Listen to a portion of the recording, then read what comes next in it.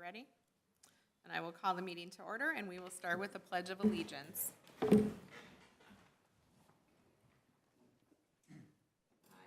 allegiance to the flag of the United States of America and to the republic for which it stands, one nation, under God, indivisible, with liberty and justice for all.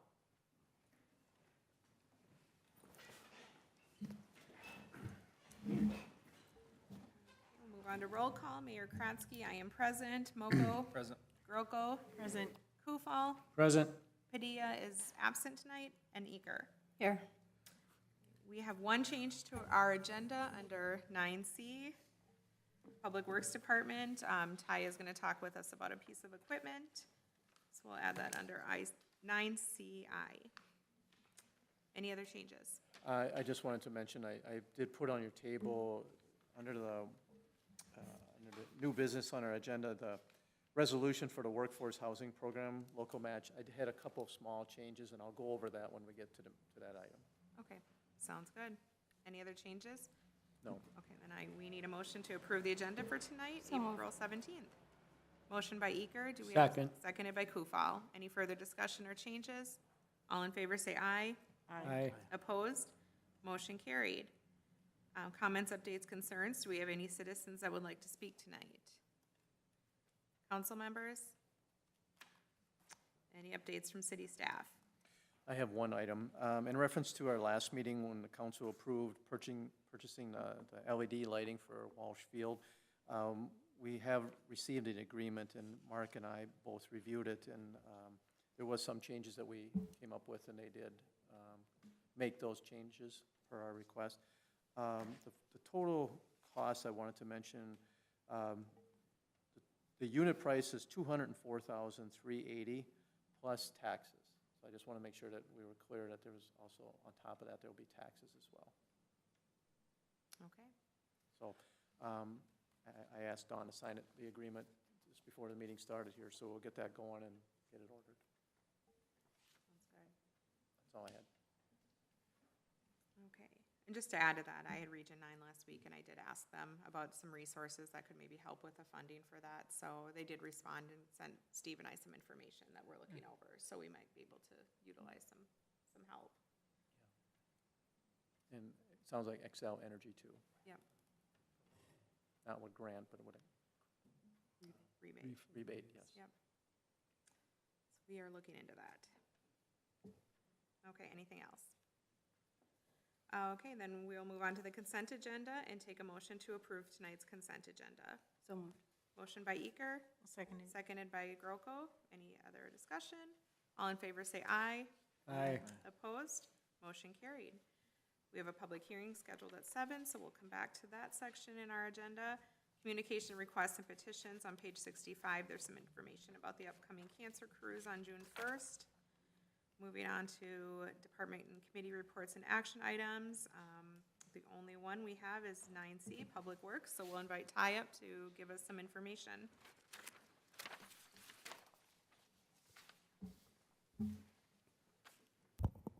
Good evening, everybody. I just provide some background. The piece of equipment we're talking about it's a 2006 Kawasaki Mule. We use it to spray all the parks and cemetery and city grounds, and also use it to drag the baseball fields, JC and the Walsh Field. Last week, one of the guys was just dragging the JC field, and it just slowed down and stopped. The motor runs, so I went down there. We couldn't even get it out of gear. Finally, we put a chain on it and just pulled it a little bit, and it finally came out of gear.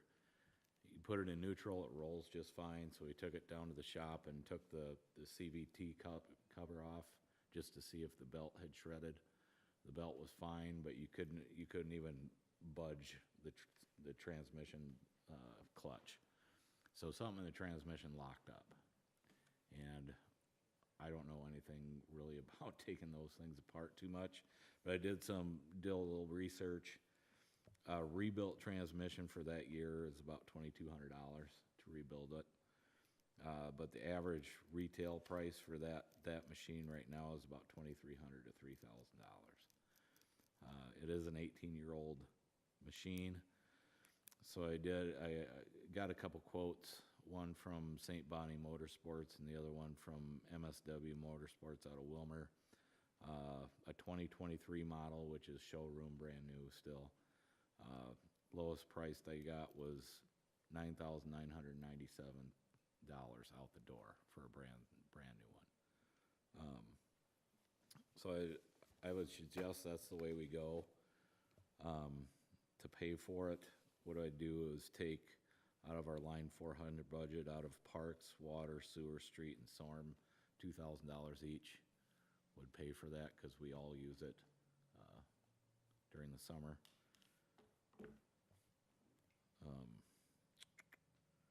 And then basically declare the used one just surplus property to get rid of it.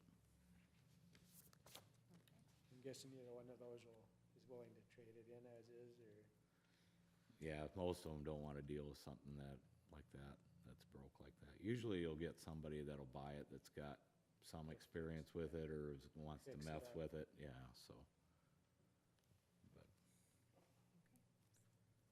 So we're looking for a motion to approve a new Kawasaki, is it a Kawasaki Mule? Yeah. The same Yep, one? yeah, it's basically identical to the one we have now, it's just a newer model, yep. For about $9,000?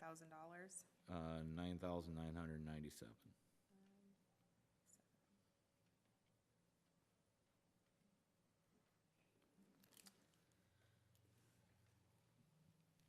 Does anyone want to make a motion to approve the purchase of the Kawasaki Mule? What did you say, Ty, again, it was all used for? It gets used we use it for spraying on the parks and all the city grounds, and then to drag the baseball fields. And we spray the streets too, when we need to spray the streets, we use it, so.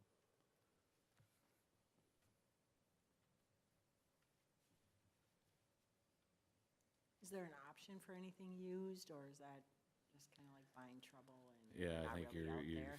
yeah, it's hard to find a used one that's been traded in. When they're usually 6, 7 years old already, so. I mean, and just to look, and the reason they pick the mule is because it's narrow when they do drag the fields. When they drag them, they're not leaving tire tracks all over the place, and they actually see the drag. It's actually, the mule's probably it's just a bare bones, no frills, side by side is all it is, with a manual dump box. There's nothing fancy about it, so.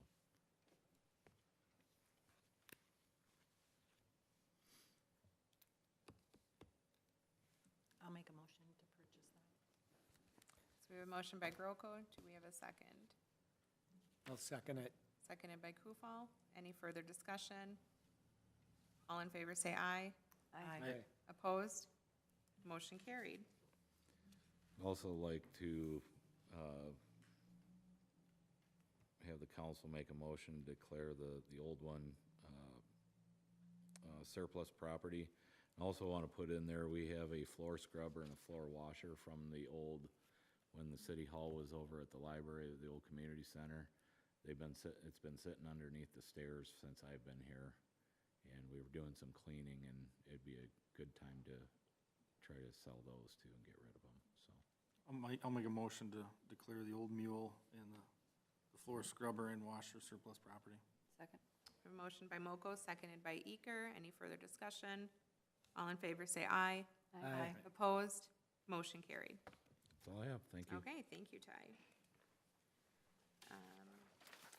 Next, we'll move on to unfinished business. Under 10A, we have ordinance number 364, amending section 55.01L to allow additional park hours for Oaks Lakeside Pavilion events. This is the second reading. Anything to add? Otherwise, we just need a motion to adopt ordinance number 364.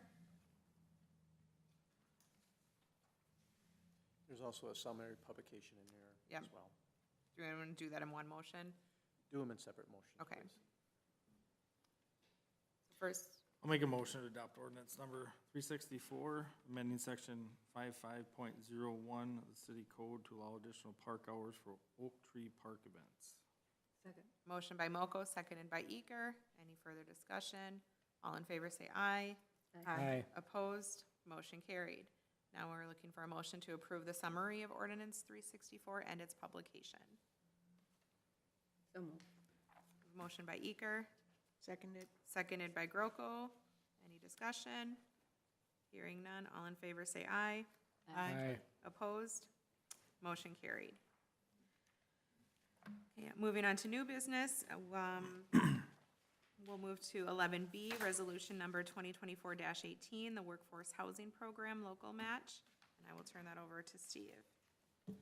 One of the requirements of our application to the Minnesota Housing is the council has to adopt a resolution. Again, this is the one I laid on your table earlier in this evening.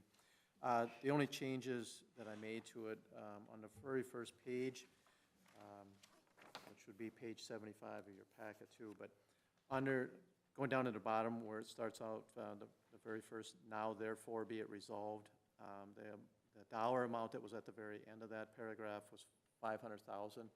We're applying, you agreed to apply for $1 million, so our consultant suggested that change, changing it from 500 to $1 million. Again, it's a matching, that's why I had 500 in there, but she suggested putting it in there, leaving it at $1 million.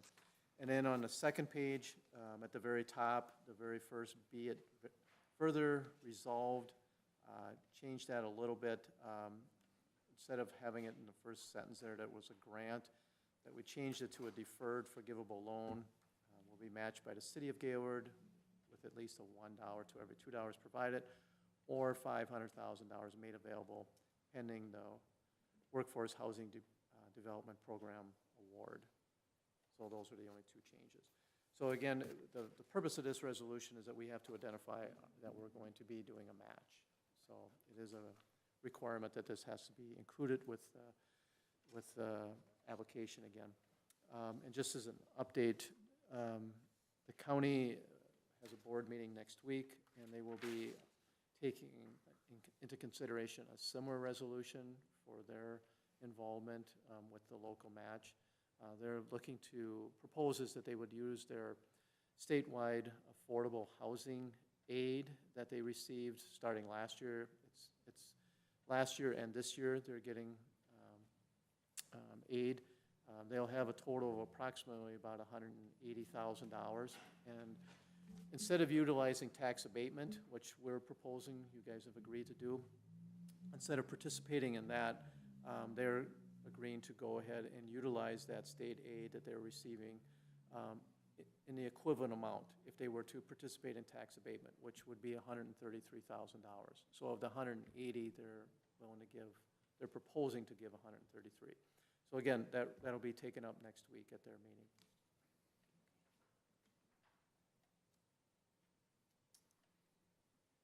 There's nothing else on this. We're looking for a motion to approve resolution number 2024-18, Minnesota Housing Workforce Housing Development Program Grant Local Match.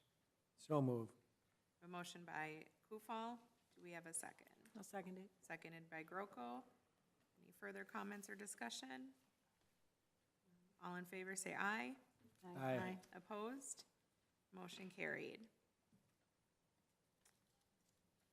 Moving on to 11C, designate Oaks Lakeside Pavilion 2024 on sale liquor license holder. As provided in our rental policy, the city will designate an on-sale intoxicating liquor license holder. As I've shared before, I've talked to the owners at EJ's, spoke with the American Legion, and also at Dennis Nyson. And proposed for this year is EJ's Bar and Grill, that they would be the designated on-sale liquor license holder for those types of events that would be serving alcohol. So they would be basically providing the bartending and also the alcohol that would be served. And it also would fall under their liquor liability insurance then as well. I did have a conversation with Dennis Nyson, and he may be stepping back from participating in that in the future. It's something he'll be considering, but it's the insurance component of it that may be a challenge for him. So we'll see in the future, but he's not interested in it this year. Okay. Then we need a motion to designate EJ's Bar and Grill as the Oaks Lakeside Pavilion 2024 on-sale liquor license holder. So moved. We have a motion by Eker. Do we have a second? Second. Seconded by Kufal. Any further discussion? Hearing none, all in favor say aye. Aye. Opposed? Motion carried. Move along to 11D, RS Fiber Franchise Agreement and PEG Capital Support. I'll just quickly open up. I'm going to turn it over to Mark here. Okay. In your packet, I did write up a little bit of background about this. In 2015 was when we initially established our franchise agreement with RS Fiber. Up until that point, we only had a franchise as far as cable TV service is concerned with Mediacom. The Mediacom franchise agreement was renewed last 2018 was the last time that one was renewed. So the newest version of, RS Fibers was in place basically based on, I think at that time, a lot of times when you have two providers in the same community, they like to try to mirror each other as far as the franchise agreements, so they're playing on the same playing field, so to speak, same requirements. One of the provisions in our franchise agreement, and this is not uncommon in these types of things, is that they have to provide $7,500. It's a one-time payment that we would use for PEG, which stands for Public Educational and Government Access. So basically, they have designated a station, a TV station, that will air cable access, basically. And so the same thing is required with Mediacom, and they provide that. So they're basically supposed to provide $7,500 in capital support for basically any equipment that we need to purchase or replace for providing that cable access channel. And I'll let Mark go into the rest of this, but basically we've received one payment, but as you know, we're also part of the Cable Commission, which right now is the cities of Gaylord, Winthrop, and Gibbon, and they provided that payment to all three cities of $7,500. And I've looked at the other agreements, I've spoken with the administrators, and they have similar language to us in their agreements. Again, these agreements are all independent of each other, but as Mark will point out, it appears that RS Fiber is trying to treat them as one agreement. So with that, if that's okay. Sure. So, yeah, basically what Steve did a pretty good summary of kind of where we stand, but it all kind of boils down to exactly what our interpretation of the franchise ordinance is. And I suppose from the city's perspective, and Steve and my perspective, the verbiage is pretty straightforward. If you look at the clause that I cited in the letter, it basically says that upon the effective date of the franchise, grantee shall pay to the commission. So this money is going to the commission, but it's our argument that it is as the city's initial PEG access designee, a sum of $7,500. So it's the city's position that this money was supposed to be paid to the commission and be specifically line itemed or designated for the city's benefit.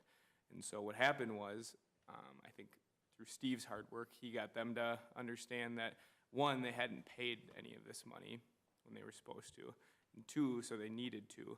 The only hang-up was that in, I guess, their letter, they kind of minced words and said that it was just for all the communities, a single $7,500 payment. So we kind of need to flesh out exactly what is going on here. And so in my letter, I state a couple recommendations.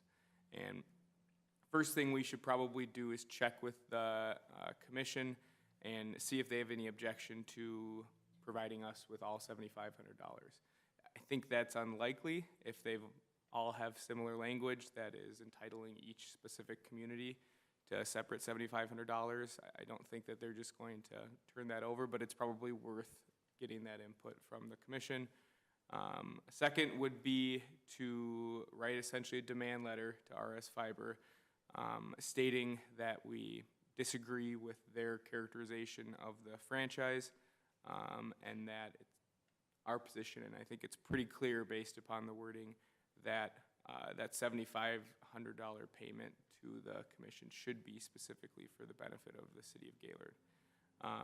And I guess I don't know how that will be received, but assuming for the moment that it isn't received well, the last option would be for the city to collect that $7,500, either based upon RS Fiber's letter of credit that they have and they're supposed to have under the franchise ordinance, or they also have a bond that's posted. So obviously, I wasn't around when this franchise was agreed to and entered into. Steve wasn't around, so we need to get some more information and context about exactly, essentially to verify that the letter of credit and bond are there. And if, I guess, there isn't a letter of credit or bond, then that's a good thing to know and a benefit to kind of hunting this down, because it will give us occasion to ensure that there actually is a bond. But that's definitely firmly in the third and last option, because it is kind of an extreme position to take, that we're gonna essentially collect off of this credit that they have. And as a matter of good faith, we have to work with RS Fiber, we have to work with the commission. I think it's worth at least exploring options 1 and 2. So I don't know, Steve, what are you looking for? Some consensus amongst the council tonight on kind of a path forward, or? Yeah, I'll take it from here. First of all, the commission did just spend $50,000 to update our chambers, correct? Yes, no, maybe? yes, but we've, Okay. as you know, we've been paying in our, Yes, that's true. for So is many everybody. years. And if you really, we can bring it to the Cable Commission's attorney, Bob Vos, who did this. And another thing we need to remember is we are making these bond payments till whatever year, but RS Fiber has absolutely no reason that they have to pay us back. That's all on the city, if you guys didn't know that. They're just making a promise that they want to pay us back, but they have no obligation to do so. So I guess I don't know why we're being so finicky about this $7,500. If you want to say it's Gaylord's, say it's Gaylord's. We just got $5,000, plus we're going to have to pay for a yearly streaming fee to do it on the cable TV. But I don't know, I guess I think that we should have probably talked to the other cities involved in this before we went here. Just my 2 cents. We're paying the shortfall already, right? Mm-hmm. The bond payments, yeah.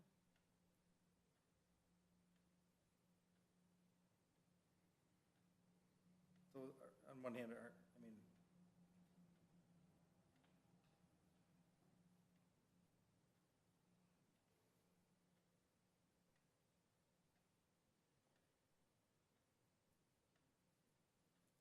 But like I said, RS Fiber has no obligation to pay us back for that. They just want to start doing it when they're able to.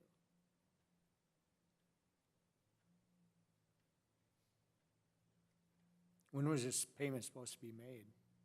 The 7,500, Originally, when the franchise was approved. so back in 2015. So that since then, it's never been done, nothing's been paid. And again, these are all independent franchise agreements. We didn't negotiate together. We just, each community or each city established their own. That's not true. The Cable Commission did it, and then the cities had to approve it. That's how it worked. Yeah, Bob Vos is the one that did it, the Cable Commission's thing. And we're gonna hopefully get to talk to him next week when we have our meeting, so. But that's where it was done. so you're saying every city has the same agreement Mm-hmm. in this case?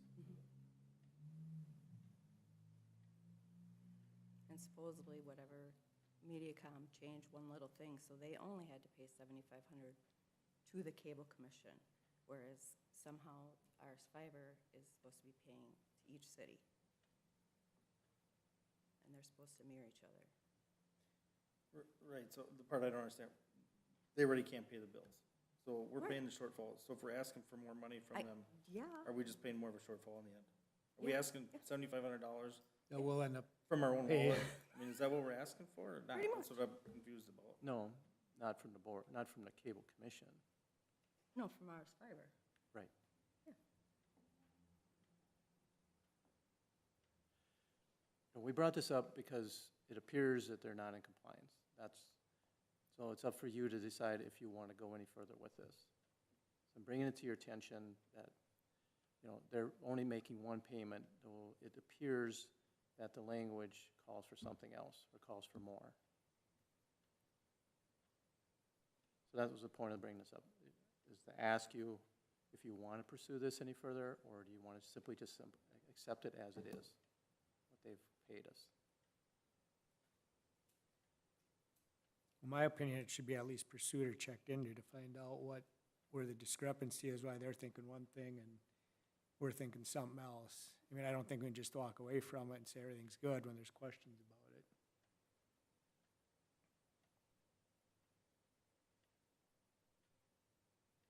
Right. I'm fine with that. And then and then see if the option is, well, at least can we deduct it from the $130,000 shortfall or whatever it's gonna be this next year? No, it has to be used for that.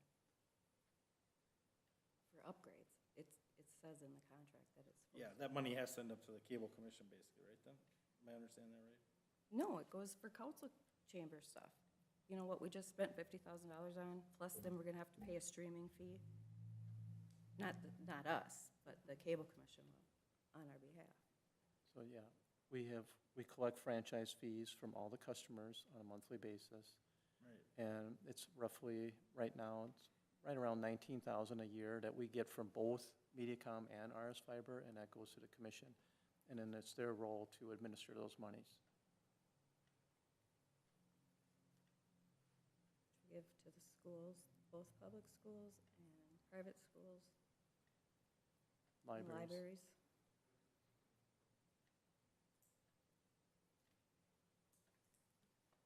And I don't know how many years we've been doing that, as far as transferring those monies to the commission.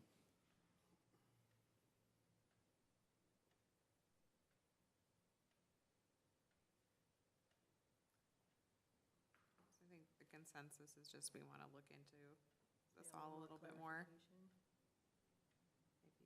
Maybe. Yeah, I think we can't just walk away from it. I mean, when there's confusion on both sides here, what's Yeah. expected, I mean, that's walking away from it's not the right thing, just, I mean, I get what you're saying there with the funds and everything, but I think we gotta get it clarified and, I know, but Am I why right? is it we have to?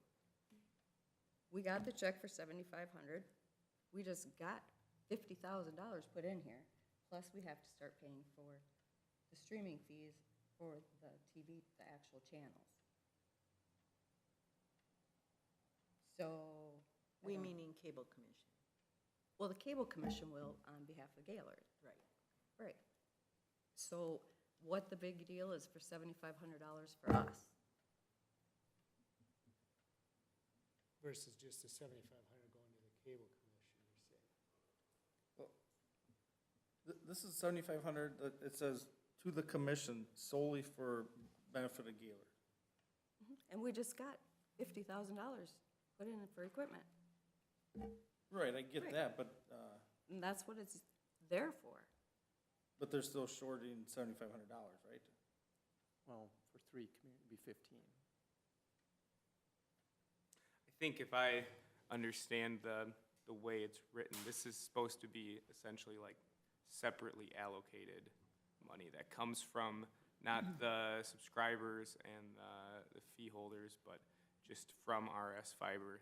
They were actually required to pay initially. I think it kind of suggests this is like an upfront payment when the franchise ordinance was passed. And for whatever reason, it got missed or whatever, but it's pretty clear that it didn't happen. But I think it's a good point that Councilwoman Uger is making, that it's not that we haven't received benefit from this, but if you're looking at the real, fine details of this, it's technically different money.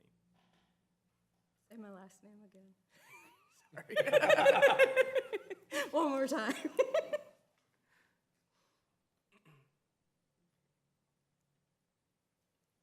Well, do we have consensus how we want to proceed?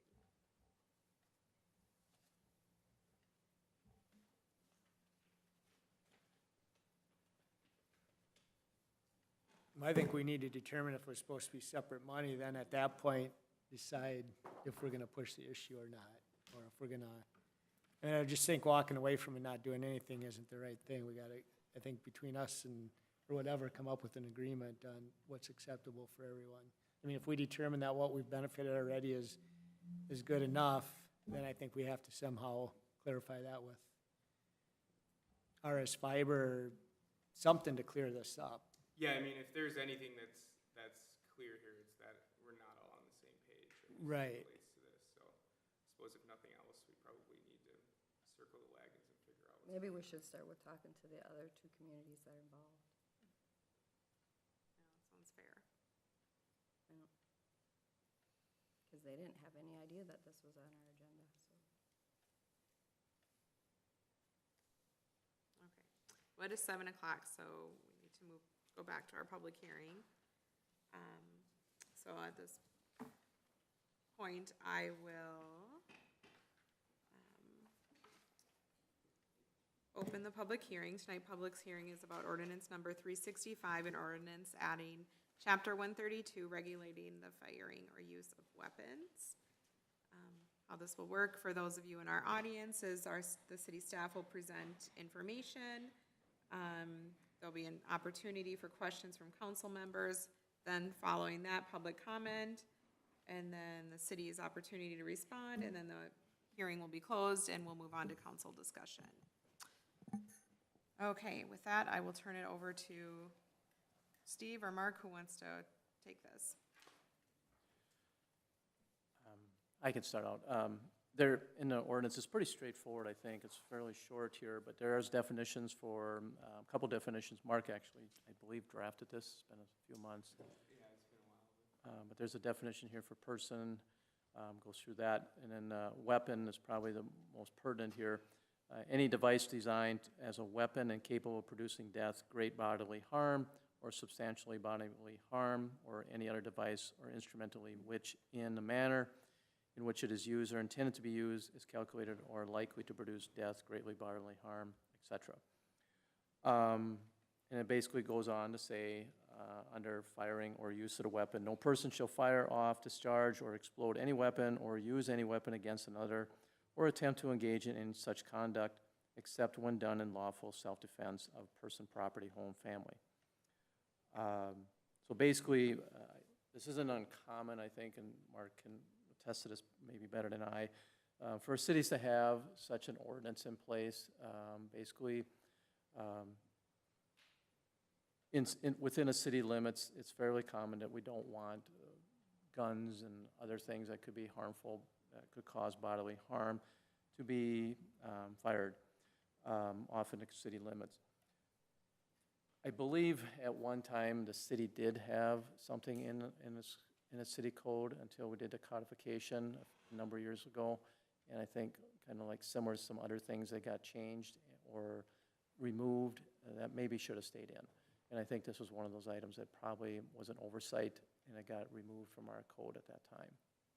Because again, this is fairly common, I think, that cities have this kind of language in their codes. Yeah, I guess I can echo that statement, that it is a somewhat typical thing for cities to have. Every community's gonna have their own take on it.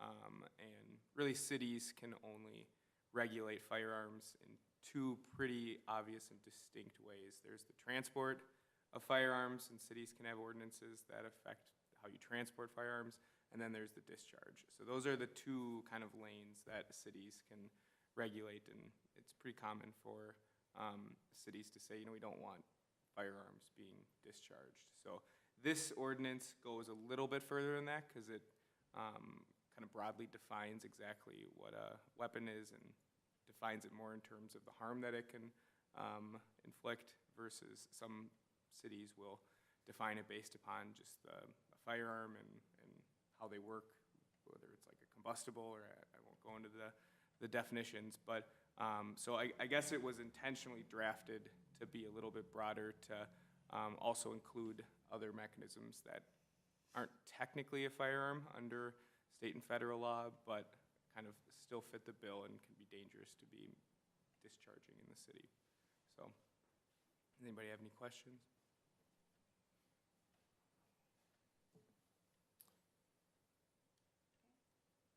Council doesn't have any questions, we can take time for public comment. If the public chooses to comment, you could come to the podium. We ask that you introduce yourself, provide your address for records purposes, and limit your comment to 2 minutes. Hi, good evening. I'm Greg DeVries, 509 3rd Street, Gaylord, Minnesota, 55334. Well, I've heard that you're bringing up something in regards to archery.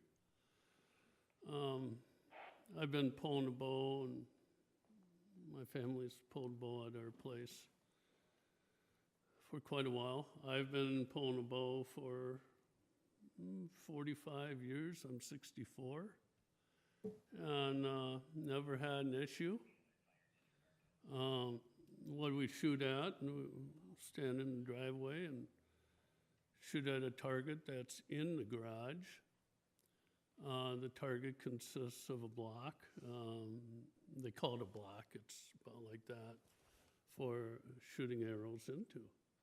And then we go back up to that, which is styrofoam. It's about 8 inches thick.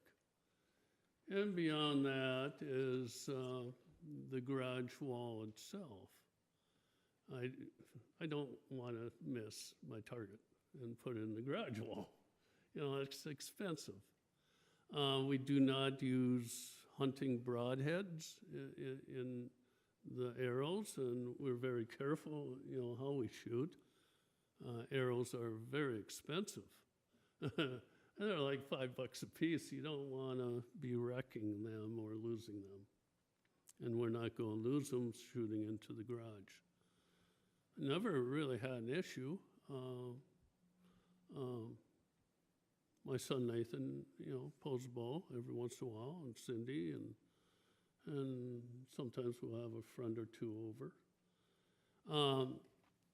I don't have a problem with the city coming up with some rules, you know, that you have some good targets to shoot at, that it is safe, that you're not going to launch it into the neighbor's yard, you know, or street or whatever.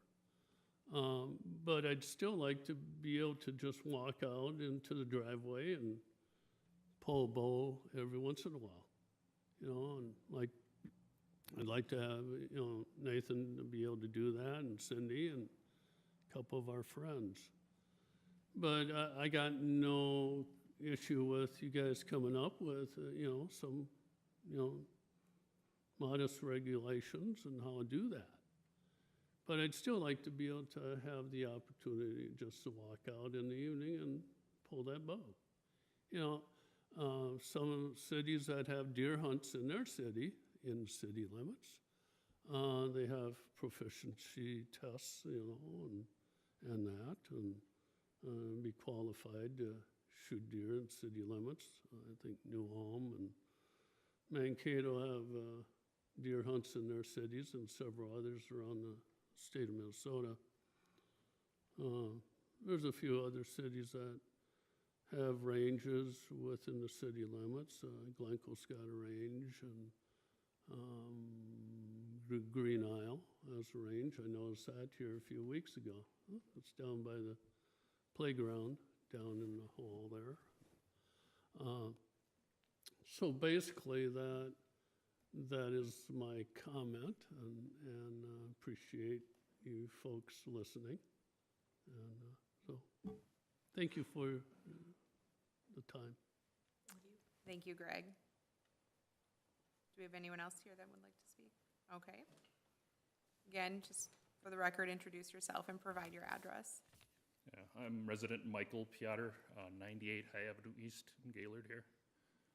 Just looking over the ordinance and some of the language, I don't see any reference to warning shots. I know in my time as a resident in town, had neighbors shooting off guns as a warning shot. I don't believe the language in the ordinance or the definitions addresses that.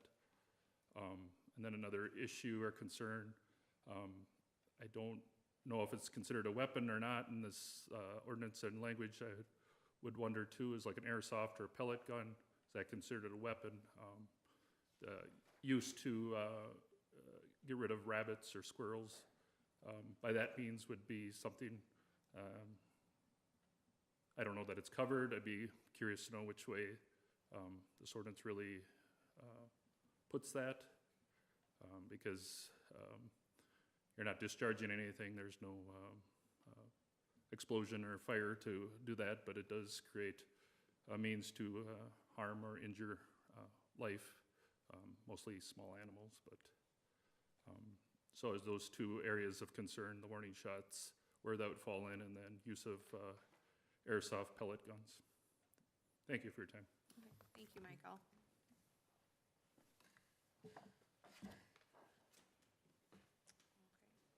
Do you want me to address those? Yeah, if you don't mind addressing those. that'd be So I think with respect to the warning shots, I think that's pretty straightforward, that under the ordinance and most of the ordinances I've read, that they're not going to allow for warning shots. It's just any, so it doesn't necessarily take into account what you're discharging the weapon for. It's just a matter of you're not allowed to discharge it.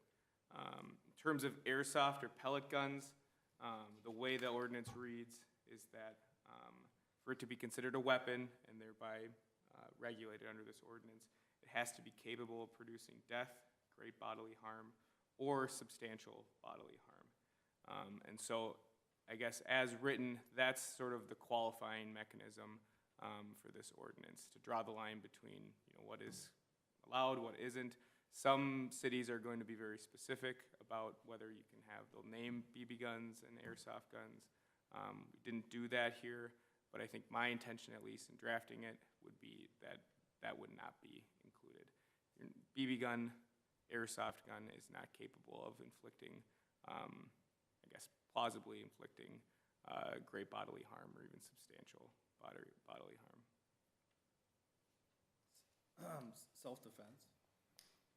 Obviously, self-defense is still authorized on your own property in your own home, right? Correct.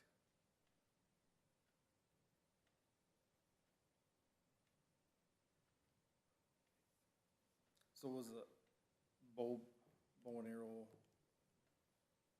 that kind of thing, as of right now, is that okay from what we have in the books? I mean, yes, we don't have anything preventing it.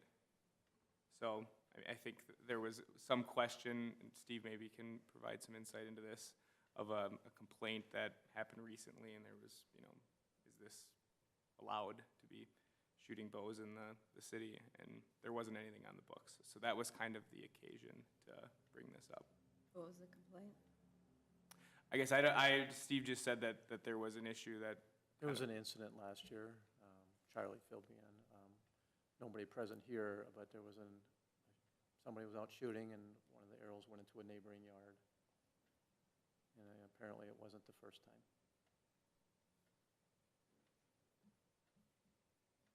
So conversely, I mean, I think people are familiar with bows nowadays, but those are definitely a weapon that can inflict great bodily harm.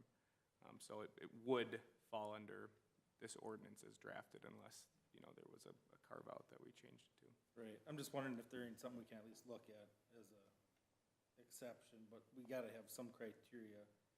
Because what he was describing makes sense. It sounds like he has a pretty bulletproof, he's using his own garage, for goodness sakes, so that, and proper blocks, shooting blocks, it sounds like, but not everybody's gonna do that, and so how do we do it? Is it, I have to have a police officer come over and look at my side-by-side for my permit, for blinkers in the rearview mirror, so is this something we can have the PD have a small set of criteria to make sure that they have something set up? It can't just be out in pure open, and if they missed a block, it wasn't off their property, that type of thing.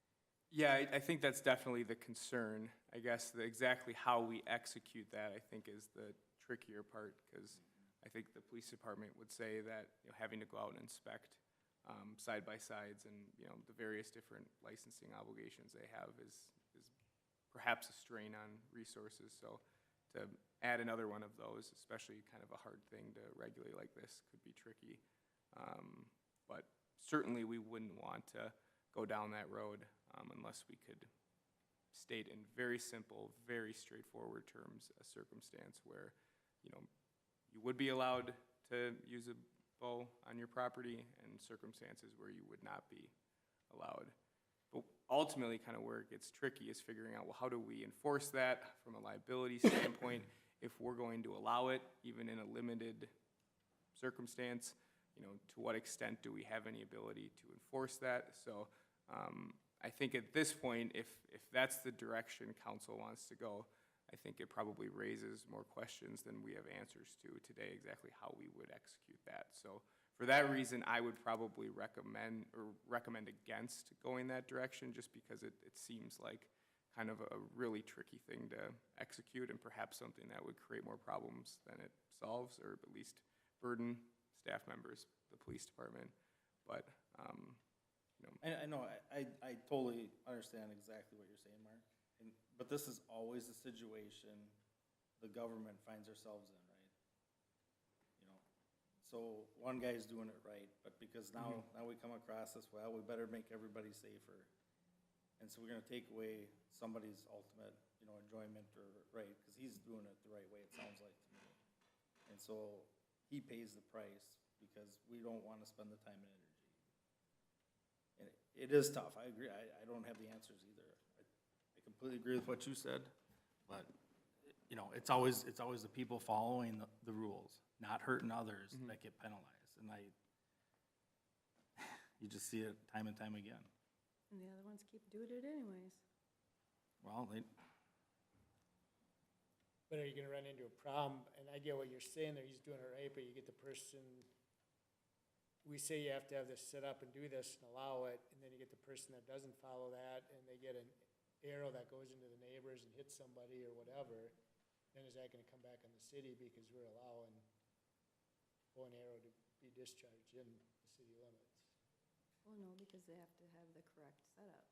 But even that, I'm just being devil's advocate here, because I have no doubt that Greg is super careful when he does this and that he's trained and experienced. But let's say, you know, someone has a setup, but they allow an unexperienced archer to come over and fire. There's no guarantee that arrow is gonna go straight, you know, into their setup. So like, how do we regulate that?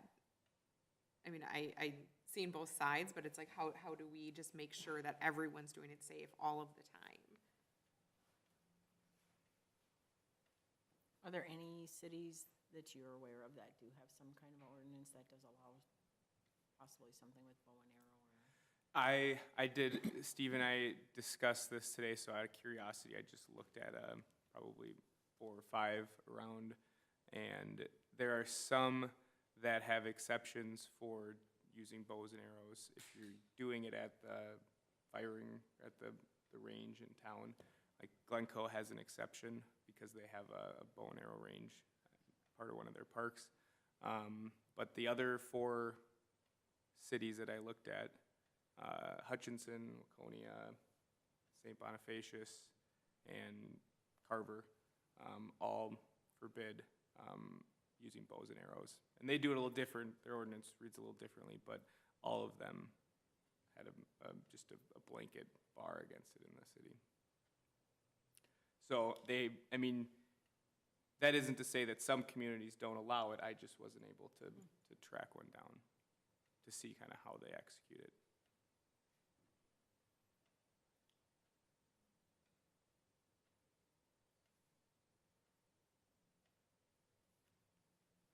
can they shoot out, does the GPL have they have the shooting range, but can you shoot bow out there, the GPL? Well, I'm sure you can, bring a target out there. I mean, that was my question too, is I know it's convenient for you at home there, but I like to shoot guns too with my handgun. I can't do it at home. I gotta go out to Powell or find a place to do it. I know it's an inconvenience, but it's a safe way to do it, I guess. I don't know.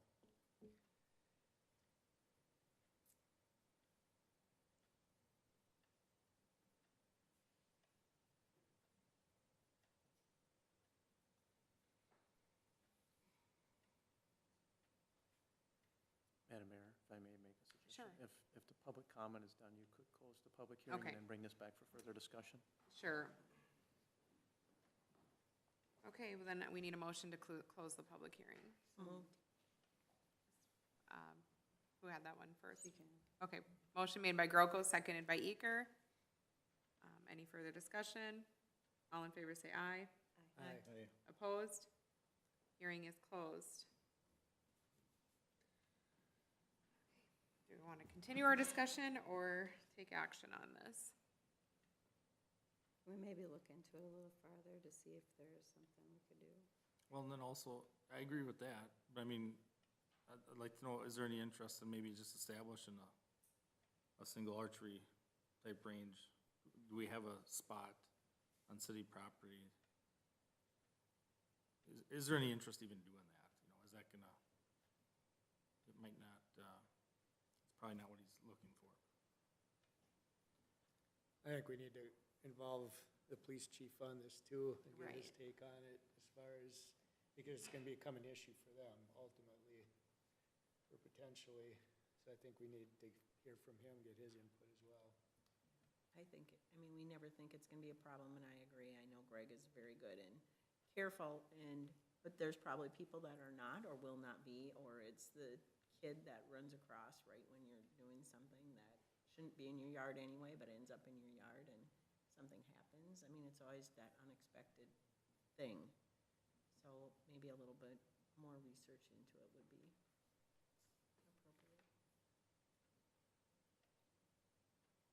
Is everyone on board with that?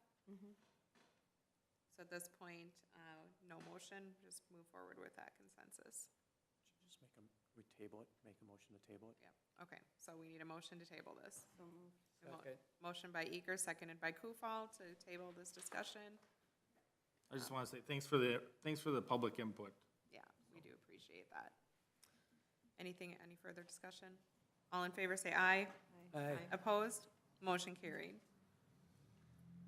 Okay, we'll bring that up back at a future meeting then. Okay, so then we can go back to new business, 11A. We will just hold off on that ordinance.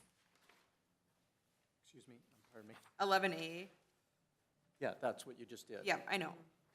Okay. Just want to make sure. So then the only thing left is our Small Business Week proclamation. Unless we needed to go back to RS Fiber. I Were we don't done think with that? Okay. Unless I missed something. So, No, we're just gonna check into it more, right, or make sure We're just everybody gonna else check is, in. make sure Yeah. there's a complete Everybody understanding knows. among all parties involved. So I can read the Small Business Proclamation Week. Whereas the city of Gaylord recognizes and values the dedication and entrepreneurial spirit within our community, and whereas there are over 100 small businesses within the city of Gaylord, and whereas more than half the Americans either own or work for a small business and create about 2 out of every 3 new jobs in the United States every year, and whereas the President of the United States has proclaimed National Small Business Week every year since 1963 to highlight the programs and services available to entrepreneurs throughout the U.S. Small Business Administration and other governmental agencies. And whereas the city of Gaylord supports and joins in this national effort to help America's small businesses do what they do best, create jobs and ensure our communities remain as vibrant tomorrow as they are today. Now therefore, I, Dawn Kratzky, Mayor, along with city council members Lynn Groko, Scott Kufal, Chad Moko, Tony Padilla, and Jessica Eker, do hereby proclaim the week of April 28th through May 4th shall be observed as Gaylord Small Business Week. And then we are having a Small Business Week event with the EDA and the Chamber of Commerce on April 30th, so if any of you guys can make it, please feel free to join us. Other than that, we just need a motion to approve the City of Gaylord Small Business Week proclamation. So moved. Second. Motion by Eker, seconded by Moko. Any further discussion? If not, all in favor say aye. Aye. Opposed? Motion carried. If there's nothing else, One quick thing, does our local newspaper retain a new printing source, or? Okay. We'll consider that our next meeting, but would you let Steve know at least, I mean, Because we can't, we shouldn't have a gap there either. I mean, we gotta, if you, because that's coming up in a couple weeks, isn't it? All right. Okay. Cool. Thank you. And if it hasn't been said enough, thank you for everything you do. I am so appreciative. We still have a small town newspaper, so you do good work, Joe. Motion to adjourn. We have a motion to adjourn by Eckert. Do we have a second? Seconded. Seconded by Groko. All in favor, say aye. Aye. Aye. Opposed? Motion carried.